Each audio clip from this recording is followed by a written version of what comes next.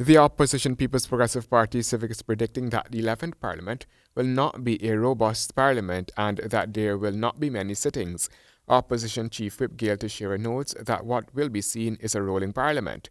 As things come up, it'll call. If it doesn't, no need to, no desire to, etc. So it'll go in like fits and bursts, and that's about it. But a kind of thing where we were in a roll from the previous parliaments of almost every Thursday, you knew, and the press knew, almost every Thursday was a sitting.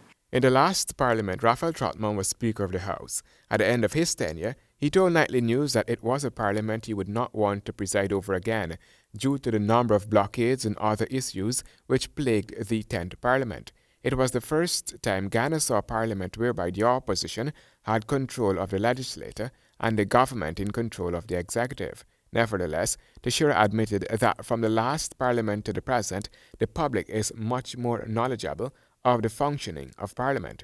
You know, in the past, probably before 2011, because Parliament, all them politicians in there and stuff like that, and really were the times that the general public got really concerned about what was going on in there.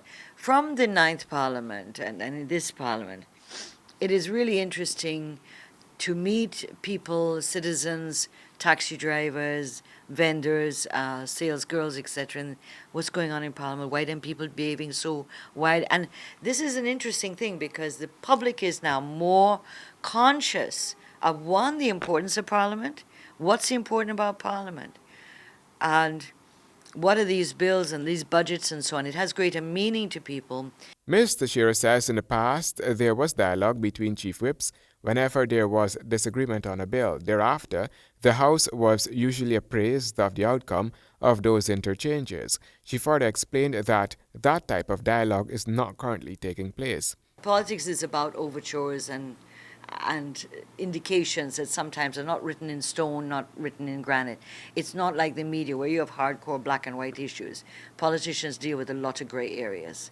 And it's in those gray areas the dialogue and the conversation is able to go on. Parliament is expected to sit next week, and already the opposition has concerns that they have not been furnished with enough documentation relative to the agenda for that sitting. Teixeira also spoke of the government's methodology of conducting business in the House.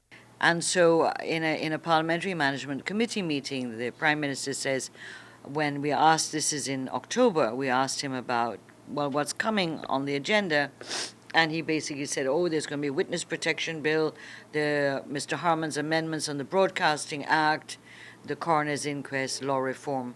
And so those two the last two came up.